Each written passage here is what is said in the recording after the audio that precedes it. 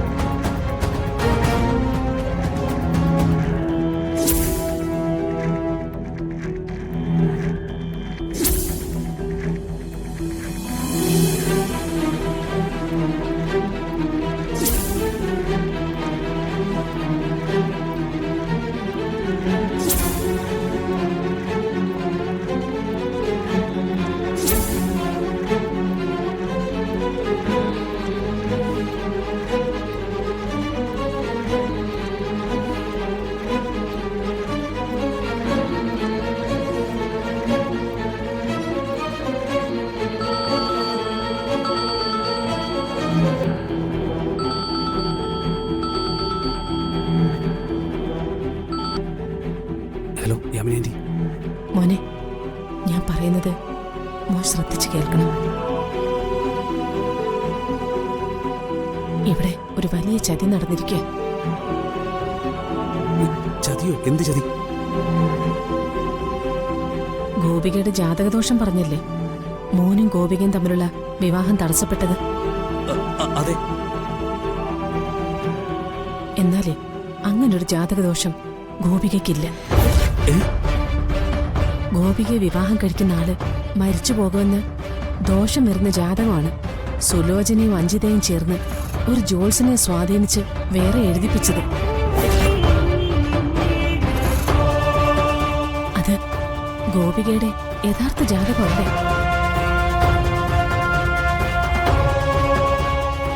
എന്റെ പൊന്നുമോനെ, നീ ഉടനെ ഒരു തീരുമാനം എടുത്തേ പറ്റൂ.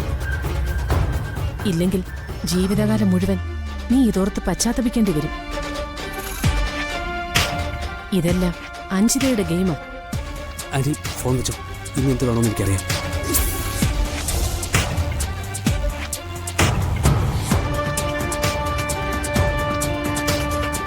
യാമിനി, നീ ഇതെന്താ ചിന്തിച്ചു നിൽക്കുന്നേ? ഞാൻ ചോദിച്ചതിന് മറുപടി പറയൂ.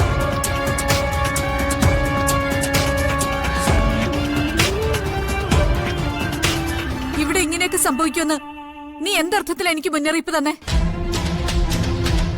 നിനക്ക് അങ്ങനെ ഒരു തോന്നലുണ്ടാകാൻ എന്താ കാരണം? അത് നീ പറയൂ.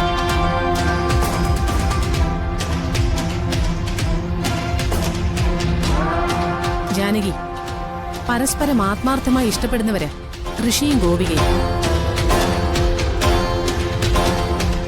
ഒന്നിക്കേണ്ടത് ഇവര് തമ്മിൽ തന്നെയാണ്. അവരെ തമ്മിലകറ്റാൻ നിങ്ങൾ ആരും ശ്രമിക്കരുത്. ഋഷിക്ക് അഞ്ജിതയെ വിവാഹം കഴിക്കാൻ താല്പര്യമില്ലെന്ന് ഇവൻ ആവർത്തിച്ച് നിങ്ങളോട് പറഞ്ഞതല്ലേ?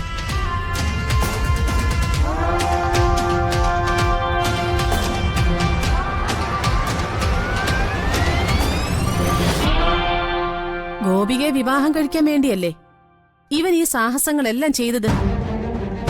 എന്നിട്ടും നിങ്ങൾ അവന്റെ താല്പര്യത്തെ മനഃപൂർവ്വം കണ്ടില്ലെന്ന് നടിച്ചു.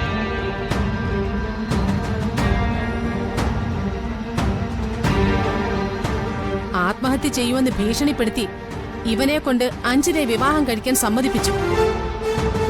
അതൊക്കെ തെറ്റാ.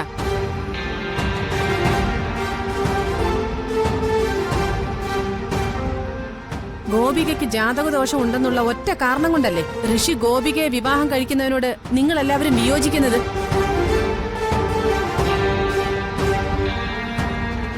നിങ്ങൾ ആരും അറിയാത്ത ചില സത്യങ്ങളുണ്ട്.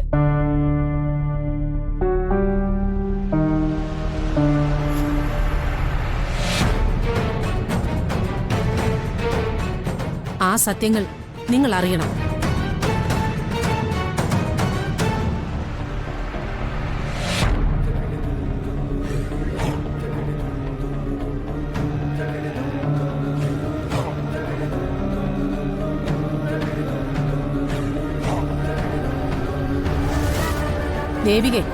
ദേവികയും സുലോചനയും കുറച്ചു മുമ്പ് മുറിക്കുള്ളിൽ സംസാരിച്ചത് ഞാൻ കേട്ടു.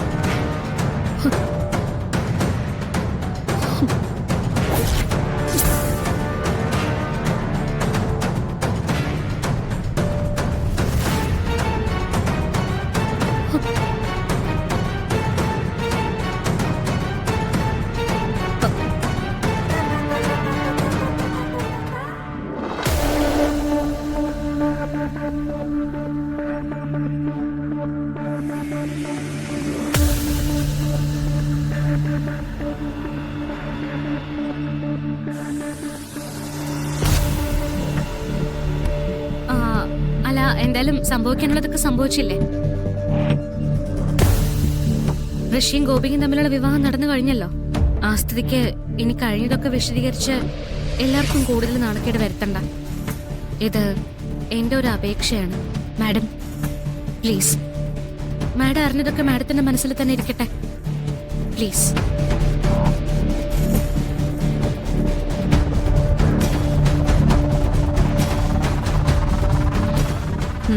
ശരി, ദേവിക പറഞ്ഞതിലും കാര്യമുണ്ട്. നടക്കേണ്ടത് തന്നെയാണ് നടന്നത്. കൂടുതൽ നാണക്കേട് ഒഴിവാക്കുന്നത് തന്നെയാ ഉചിതം.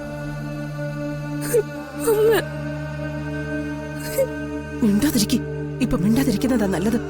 യാമിനി, നിങ്ങൾ രണ്ടാളും കൂടി എന്തൊക്കെയാ പറയുന്നേ? എനിക്കൊന്നും മനസ്സിലാവുന്നില്ല.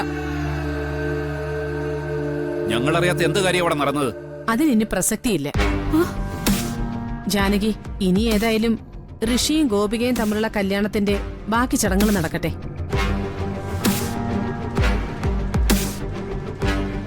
യാമിനി, ഞാൻ എന്റെ സിദ്ധുവിന്റെ അസുഖം മാറ്റാനായിട്ടാ നിന്റെ സഹായം തേടിയത്. നീ ഇപ്പോ ഋഷിയുടെ ജീവിതം തകർക്കാൻ കൂട്ടു നിൽക്കുവാണോ? അത് നിന്റെ തെറ്റിദ്ധാരണയെ ജാനകി. ഋഷിയുടെ ജീവിതം നശിപ്പിക്കാനല്ലേ, നിന്റെയും കുടുംബത്തിന്റെയും സന്തോഷ സമാധാനവും കാണാനാ ഞാൻ ഇതെല്ലാം പറയുന്നത്. കൊള്ളാം, നീ പറഞ്ഞത് ഞാനങ്ങ് വിശ്വസിച്ചു.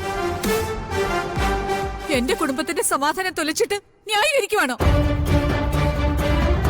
എന്റെ കുടുംബത്തിന്റെ നാശം കാണാനാണോ നീ അമേരിക്കയിൽ നിന്ന് പോന്നത്? ജാനകി, നിർത്ത്. നീ നിന്റെ നില മറന്നു പോവരുത്. നിനക്കൊരു ബുദ്ധിമുട്ടും ഉണ്ടാവാൻ ഞാൻ ആഗ്രഹിച്ചിട്ടില്ല, ഇനി ആഗ്രഹിക്കുകയില്ല. ഏതായാലും എന്നെ നീ മനസ്സിലാക്കാത്ത സ്ഥിതിക്ക് ഇനി ഞാൻ ഇവിടെ നിൽക്കാൻ പാടില്ല. ഞാൻ പോകുന്നു. നീ എന്നെ കുറ്റപ്പെടുത്തിയതിലൊന്നും എനിക്കൊരു വിഷമവും ഇല്ല. ഞാൻ ഇറങ്ങ. Madam, wish you happy married life.